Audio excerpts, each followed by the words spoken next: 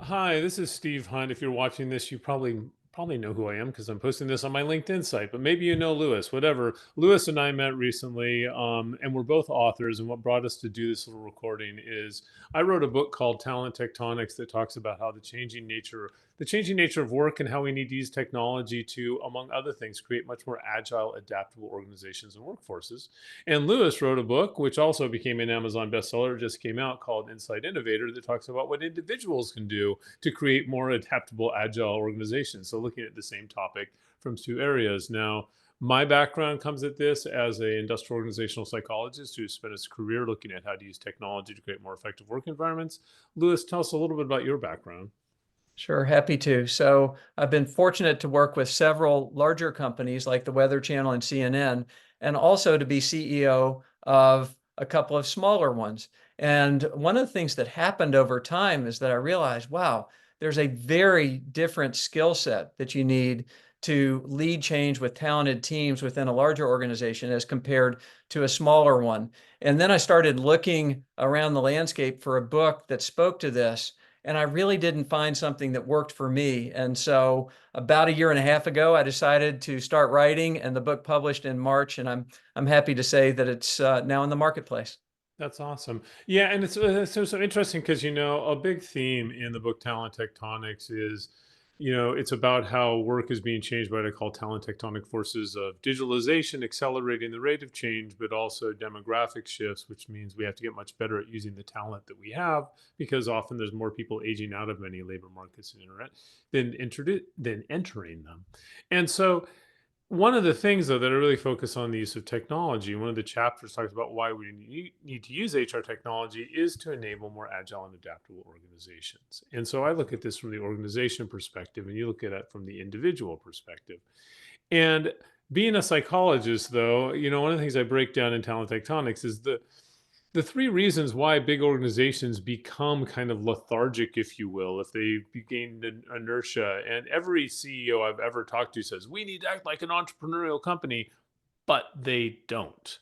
And there's the question, as you looked at talent tectonics, I talk about this. The three big things that change as companies get really large is one, they lose a collective sense of purpose. Small companies, all they have when they're founded is a few people with an idea, and they're all like, they know what they're trying to do. And so there's this collective sense of what, we're all in this together. Big companies, you got different divisions, and sometimes you actually have people at cross purposes. What one division is, we're rewarded for cost cutting, we're rewarded for revenue generation. Those things don't necessarily always align up. So you've got that collective. How do you lose that collective sense of purpose as you get larger. You also lose an urgency and openness to change. When you're a small company, I mean, literally, you don't hit your numbers in 3 quarters, you will cease to exist. Whereas in a big company, the reality is people can kind of mentally check out. And yeah, over time things might get worse, but you can kind of hide in this big company, and you can kind of, the company itself is like, well, why should we change? We're making money. And so there's not that urgency. And then the third one that happens as companies get very large is, when you're in a small company, the way people get credibility is by having an impact. They impact profit, they impact cost savings, and everyone knows who the people are that are having an impact and creating positive change and who isn't. In a big company, it's really hard to tell who's having an impact because it's so darn big. So you get into more like, well, I don't have an impact, but I'm relevant and I attend meetings and I appear important, which is different from being important, right? So you run into those three issues.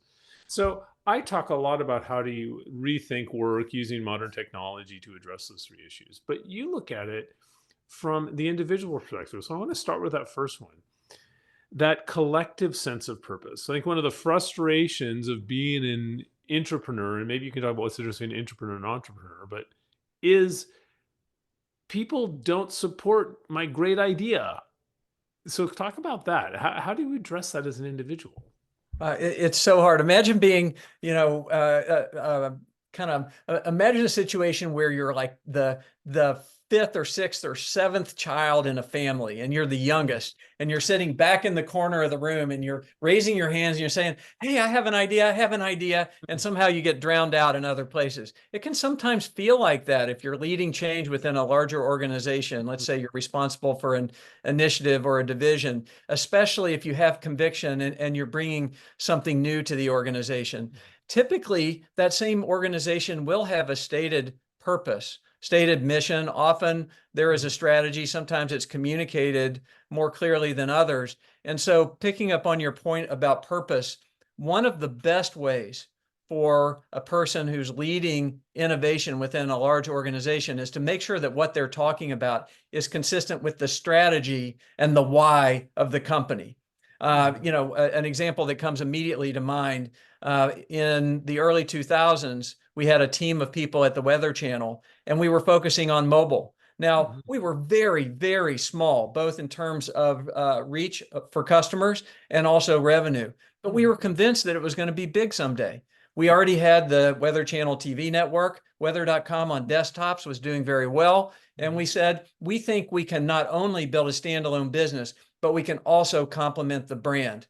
We can reach customers where they are. We can reach customers where they are in new ways. And so when you make that connection while showing how you're going to add a dimension to the company and its strategy and its purpose, that's one effective way to make some progress there. So I think that that's just a starting to make sure that what you're doing aligns. So, like, if the CEO asked you why are you doing this, they'd see the connection to what they're doing. Which Yes. I've seen stories of where that hasn't happened, where that's gone terribly wrong. But the other question though is, in a big company though, you do have people that are often at cross purposes. So, like, you might say, "Hey, we want to create this new product or go into this new market," and somebody else is like, "Well, I'm compensated on cost control, or what you're doing might cut into my current focus." You're sometimes you have to carve out of your existing product line to get a new product line going. How do you deal with the fact that sometimes there's people in the organization that you might need the support from who frankly aren't being compensated on what you're trying to achieve? This one is so hard in many cases, and it's also so common that you essentially have people who have different incentives, different goals, and you're trying to bring about alignment. There are several things that a leader can do to increase the likelihood that you get the support that you need. One of them is clarity of goals. Hmm. If you're able to articulate, hey, here is the goal for our initiative, and then you show the benefits, that Hmm. tends to be very helpful. It's especially helpful if you can say it in about 15 seconds because Right. people are busy, they're doing this, that, or the other thing. Another one, and I point this out in the book, for some people who want more definition around the problem to be solved, the situation, a SWOT analysis on a single page can be very helpful, as simple as that is. But if you go over strengths, weaknesses, opportunities, and threats and demonstrate that you understand what the Mm. situation is, especially if you can highlight an opportunity that a lot of people would agree on or a threat that needs to be dealt with, that can be very effective. Next, it's very, very difficult, no matter how good your case is, to do this if you don't have a group of people supporting you. Mhm. Typically, cross-functionally. So if you have Mhm. product, technology, business development, sales, you name it. But if you start to get people from different groups supporting, that's very helpful. One of the most important, and I think this one is time tested in many places. If you have the support of your boss, and your Mhm. boss is not just somebody who you report to and you meet with from time to time, but they're really your advocate. When Mhm. you're not in the room for a discussion, they're saying, "Hey, my team member here is doing something really important.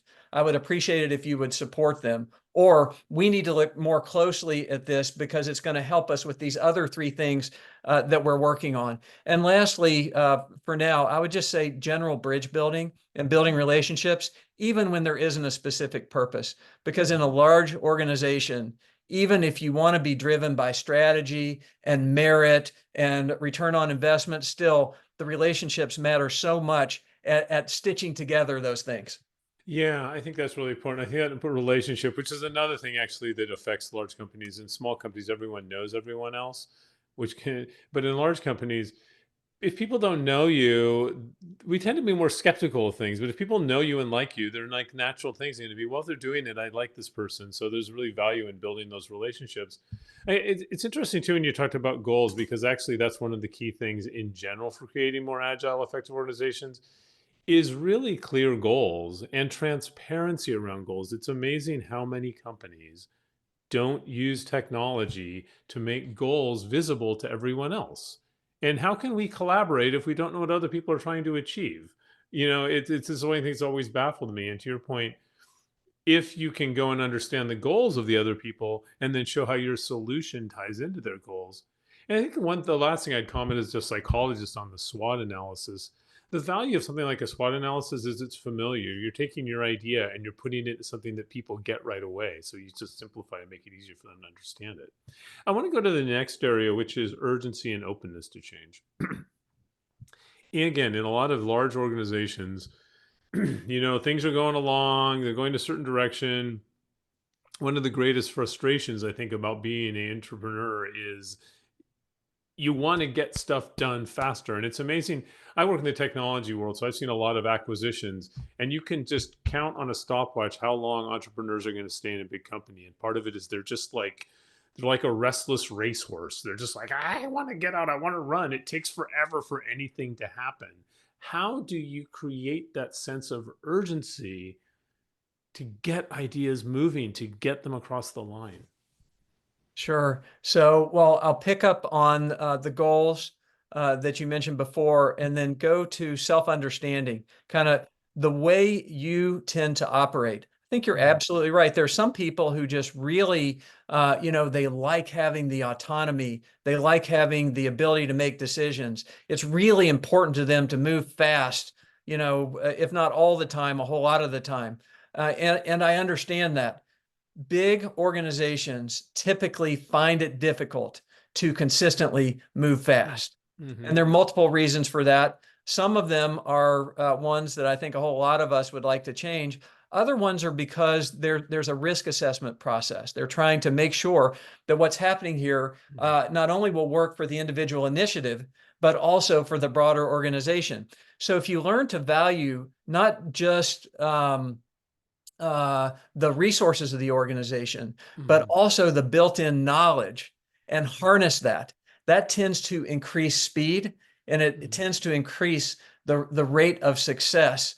And so what I find among entrepreneurs who have been most successful is that they have figured out how to get things done in a reasonable period of time, and they mitigate the things that slow down progress while taking advantage of the broader resources of the organization. I mean, you think about it, if you're in a smaller company and you go to a conference and you want to get a meeting with three different companies that do something that's important to Mm-hmm. you, that could be difficult in some places, especially if somebody has a busy schedule. But if you're coming in with a company that can really make things happen once they make a decision, use that to your advantage. So I would just say here, remember your assets as well as your liabilities, and then find other like-minded people who can help you get things done. Yeah, I think a couple of things you're touching on there. I kind of thinking as a psychologist. One is assume positive intent for people when they don't do it. Like especially with some of these risk and compliance things, these large companies really do have a significant risk exposure in a lot of things. And so the person who's like, well, you can't do that, don't assume it's because they're like just some bureaucratic person. It's their job. And so try to understand that, be empathetic, assume positive intent. I think the other one is trying to be empathetic to how busy people are, that, maybe they're not doing this because they have a lot of other things going on. And as you were talking, it is interesting if you're a person who's like, oh, I want to be an entrepreneur and then things will happen quickly. I've worked in a lot of startups. The market doesn't move that fast either. You wish it would. You're like, how come, and you spend a tremendous amount of time in a small company networking, talking to people, finding leads, and it does take time. It's different, but I think that, this idea that you can get stuff done in the external market than an internal company, that's not necessarily true. I think it has to do with how effective are you in engaging the community, to your point. So the third one, which really is a big issue in large organizations, has to do with impact. In a small company, the way people get credibility is basically through effective performance, right? Because you can see it. It's easy to connect the actions of an individual person to things that matter to the profit and growth of the organization, whether it's cost efficiency or that's generating revenue, whatever. In a large organization, it's almost impossible to connect some jobs to a specific outcome. And so as a result, a lot of the way people get resources and the way companies are restructured and the way budget allocated, it's based on people being really good at selling themselves internally and appearing important. And I'm not saying that they aren't important. You could say negatively, it's politics, but it's just the reality of working in a very large community of people. How do you advise as an inside innovator to get that power and influence, to get that respect and that credibility to demonstrate what I'm doing matters, and that's why I should get support to do it? I have one primary mindset to do this, and then there are many, many different ways to go about it. The mindset from my perspective is focus on contribution. Mhm. Focus on contributing to the organization first in a way that's meaningful to customers, in a way that supports teammates, in a way that takes into account the future aspirations of the broader organization as well as the initiative that you're leading. It's so easy to get distracted. You mentioned the Mhm. politics. It's hard to find an organization where you don't have a significant number of things that look like they're kind of distracting, and they may well be. Sometimes people get captivated by a new technology. Mhm. And while it's a good idea in many cases to adopt that technology, it's worth asking the question, so what are we accomplishing? What are we Mhm. contributing? What kind of value are we creating? I think the most successful entrepreneurs that I know are always focusing on contribution first. And by the way, this requires humility, Mhm. because it's easy to think, hey, I see this, maybe other people don't see it yet. But to your point before, I think it's wise to assume positive intent. It's wise to Mhm. assume that people are busy. And so if you can demonstrate the value and you can show the case for what's up, and you do it always with the intention to contribute to the organization and the team, that's a great way to make it a long way down the field. And then there are other things that you can do in terms of having the impact that you want to have. But there's one that I would be remiss if I didn't mention, and that is, it's actually not about you. It's not about me. Mhm. It's not about any individual person. It is about a team. And so if you can bring together people so that it feels like it's a team initiative, at least over the medium to long term, there's much more likelihood of success. That's not only because you have more people power in more places, but also because you have the different ideas. And when you Mhm. get different ideas, every single major accomplishment that I have seen personally, and as far as I know, every one that I'm aware of from the folks that I interviewed for the book, they all involve talented teams coming together to make something happen that ultimately they look back on and say, wow, that might have been one of the highlights of my career, or that might have been an incremental change, but it was worth doing. Yeah, I think that's so true. In my own experience, we both work for very large companies.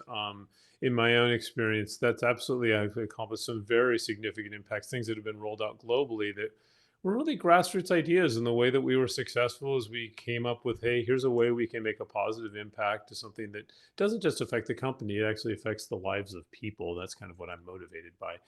But then we reached out to people across the organization and we found people that shared that passion and intentionally reached out to people that we didn't know, to different parts of the organization. And then through sort of a collective grassroots, in one case, we took something that in under 8 months went from an idea of how we could use technology to something being presented at our global conference by our CEO.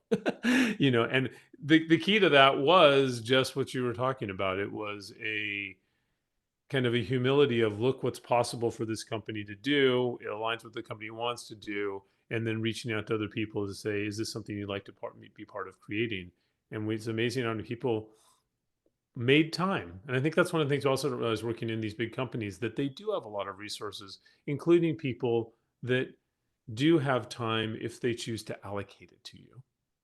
That's not necessarily true in other companies. So,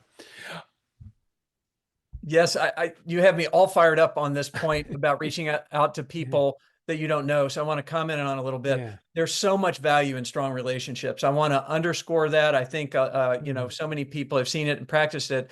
So I think that it is sometimes overlooked around the value of reaching out to people you either don't know at all or you don't Mhm. know well, strengthening those relationships. And sometimes they're the ones who will either have exposure to a way to take your idea from good to great, or they will point out the flaw that maybe somebody who's closer to it doesn't see. So I think in a way that obviously is consistent with a company's culture, observed any confidentiality needs and other needs along the way. If the goal is to contribute, if the goal is to make an experience better for a customer, then I think the point you just raised is really important. Yeah. So the last question, listen, it's interesting too, because that's how we met, reaching out to people we don't know, and now we know each other, and it's been a great conversation. The last question I've had as an author, um, what I've always found, one of the reasons I like about writing is you actually learn things in the process of writing. You start out thinking you know what you want to write, but when you start writing, suddenly you have like ahas and insights and moments like that. When you were writing this book, what would you say was a really significant something you know now about innovation and entrepreneurship that you hadn't really thought of or really hadn't realized before you started writing the book?